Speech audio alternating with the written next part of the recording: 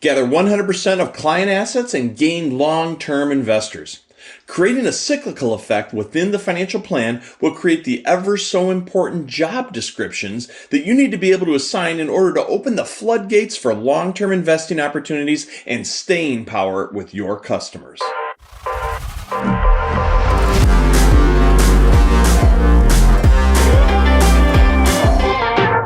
Hey, welcome everybody. Today I'm spending some time with Brent Enders, who's the president of USA Financial, and I've asked Brent to join me because I want to talk about really the two big carrots. Number one is, how do you gather 100% of the assets for each and every client, so you're not just dealing with an account here and account there, but you truly are the only cook in the kitchen. You have all the assets under your control, and you're conducting and operating the entire financial plan. And then also, in conjunction with that, by doing so, how that buys you time to invest accordingly for the long term, because you're able to cover the shorter term issues, cover the income issues that might be needed within that plan, and how you're able to then ladder things out and actually put time on your side so that you're able to pick and select the best portfolio for the long-term investing, not just getting over the short-term hurdles. So it's kind of a two-pronged approach that I want to take with Brent here today. Brent has a wealth of background in this particular topic. And with that said, Brent, I'm sure you're going to have a few things you might want to backfill before we get rolling on that. But there's our marching orders for the day. Sure, happy to. Well, Mike, as you know, you and I could spend hours talking about this ad nauseum. It's one of our favorite topics in all the years we've been in business, partly because it's a mind-boggling conundrum to you and I as to why advisors sometimes struggle with being the only financial advisor and being the only cook in the kitchen and collecting 100% of those assets. You and I have that old joke of the KISS method. It's so simple, it's profound, or keep it simple, right. Stupid. This is another example of, I think the industry has a habit of overcomplicating some of the financial planning work that it tries to do. So some of the things that Asset Cycle is geared to do, first of all, is to actually help the client understand how their plan actually works. So for those who aren't working with USA Financial, explain what Asset Cycle means. Sure. Asset Cycle is started out as a presentation method that you and I developed over 25 years ago. Through a period of trial and error as retail advisors and then coaching other advisors through it, we actually also turned it into a full-blown software system. Right. So it's a little bit of a appointment process and a presentation tool, as well as a financial planning tool, all wrapped together into one. But what we found over those years, Mike, you and I doing this is you sit down with a retail customer, and if you're trying to onboard them and you're the financial advisor and you ask them, hey, do you have a financial plan? Some say no. Great. We have an opportunity to help them in that area. The ones that say yes, if you ask the next question of, well, can you show it to me? A lot of them actually can't produce it, even though they think they have one, which means they really don't have one. Or their financial advisor told them there is one, but they've never actually seen it. If you then ask them, well, can you describe it to me? Most of them can't do that either. Right. The few who can say, yes, I have a plan, and actually produce it and show it to you, usually it's like 300 pages of gobbledygook. Yeah. And you then ask them, okay, explain to me how this works. Can't do it. It's overwhelming. It's like handing someone a manual on how to operate an airplane. It's like, that's not what most retail investors want. They want something that's simple, that they can understand, that makes sense, that they can explain to their family. They should be able to regurgitate it back to you as a financial advisor. And so many of the systems and tools and processes that are out there, way too overwhelming, way too complicated. And then back to your original point, they tend to be super focused in one market segment. So there's tools out there that might be great to help you sell more life insurance, or to sell investment assets, or to protect money, safe money, as some people refer to it. So there's all these independent tools and systems, but there's not a lot of really good ones that tie it all together. Right. Help the client understand how all the assets work in harmony and how they complement one another. Also, therefore, there's not a lot of good tools out there for an advisor to understand. A simple way to present all that and explain it to somebody so the client can say, hey, I finally understand why there's a need for all these different assets and all these different investment products and all these different insurance tools. So that's kind of how the whole thing got built. So for starters, most people don't have a plan, right, or don't have one they actually understand. Some advisors, because we all came from somewhere in the business to start. You and I started on the life insurance side of the business, and then over years got more into the asset side and the financial planning side. Everybody started somewhere. A lot of advisors have a hard time breaking out of where they were. Right. So if they started more on the wirehouse side, they have a hard time converting into income planning or to estate and long-term care protection planning and so forth. If they come up on the life insurance side or the annuity side, they have the opposite problem. They have a hard time getting over to the asset side and explaining all that to a client. So a client understands all of it and says, you know what, I want you to be my advisor and I want you to be the only cook in the kitchen. And Right. that's where advisors get trapped too, because they end up just getting pieces of the business. If they can't wrap their arms around how do I present all this to a client in a way that makes sense to them so that they will want me to do all of it. Right. So the real key is first of all, in fact, I had this conversation with Matt Eilers not long ago where we talked about the fact that you need to put job descriptions on each and every one of the accounts or the assets, and I think that's the first stumbling block to being the only cook in the kitchen, as we'll call it, because if you walk in there with the Swiss Army knife type of an approach and you're peddling a product, that's exactly how you're going to get labeled, and you're never going to get outside of that box. What's really for sale is your professionalism, and your advice, your expertise. And so by getting that out on the table in the early stages and then having a comprehensive plan that takes into account Social Security planning, income planning, investing, protecting the estate values upon death or disability, and so on and so forth. Now, suddenly, what's really for sale, as I mentioned already, is your expertise, and then this overall plan. And then that allows you to gather all of the assets.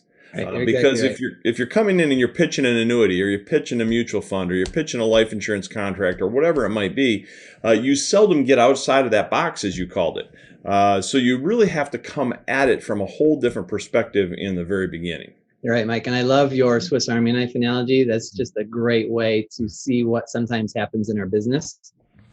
And it happens because somebody gets comfortable in a particular market segment. And so whatever tools they have available to them is the tools they try to use to do everything. Right. You get that Swiss Army knife feel. I mean, if all we had access to is a Swiss Army knife in an emergency situation, we would take it.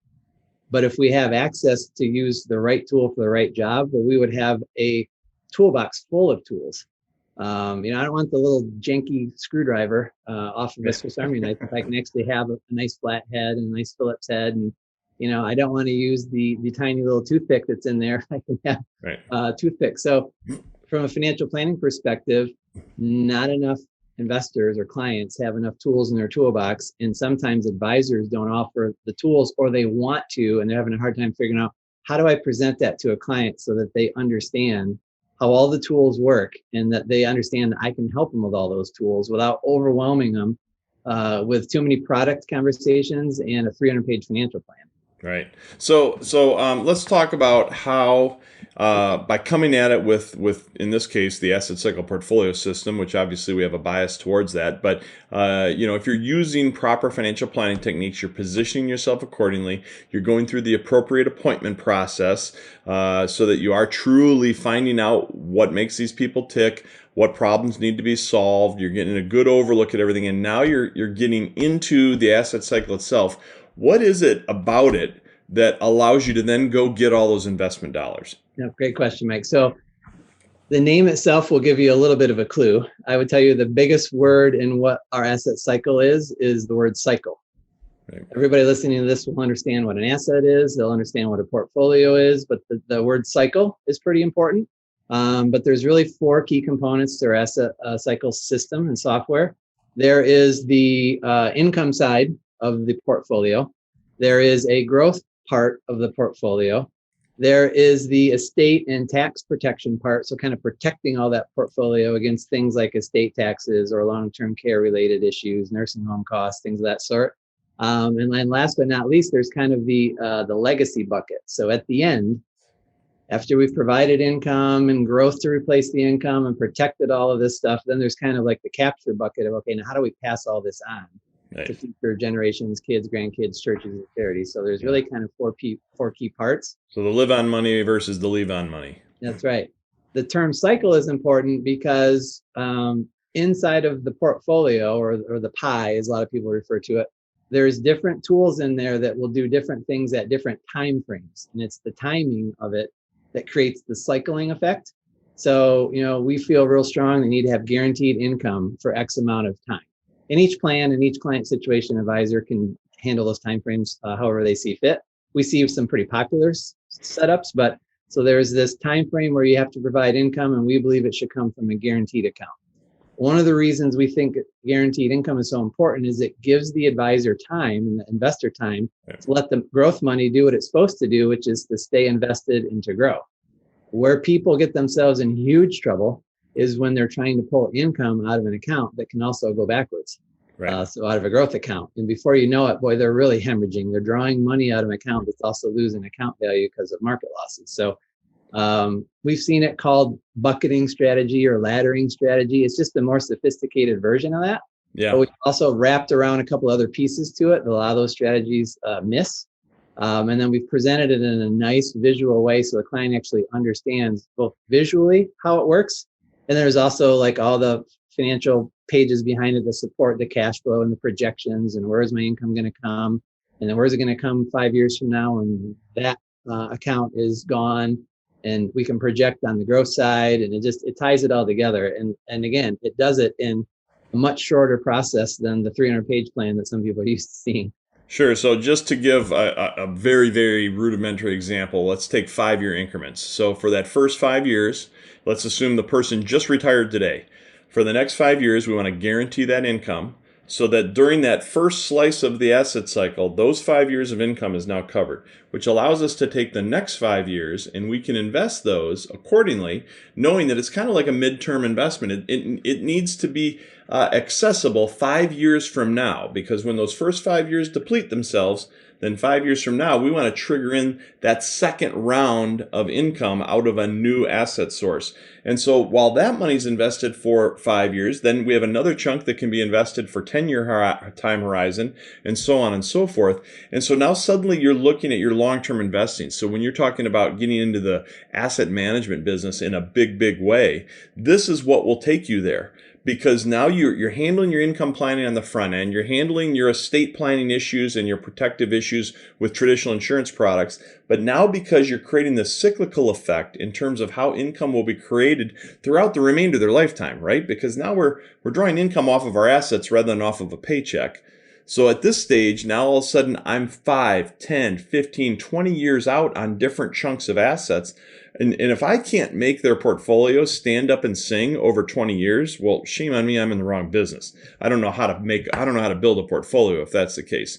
But you put time on your side, the markets, has historically always prevailed. We tend to be big fans of risk management, so we're going to manage that with an eye towards risk management as well. And we're going to choose certain models based on solid risk management concepts and philosophies, which again makes the likelihood of you being able to really perform well in the long term far superior versus, the old, let's dump it all in one bucket. We'll peel 4% off the top or 3% or 2% or whatever they say the number is these days.